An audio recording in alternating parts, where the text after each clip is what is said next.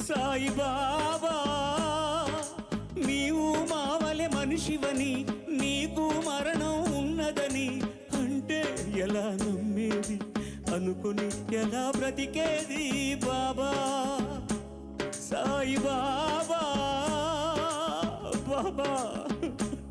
Sai Baba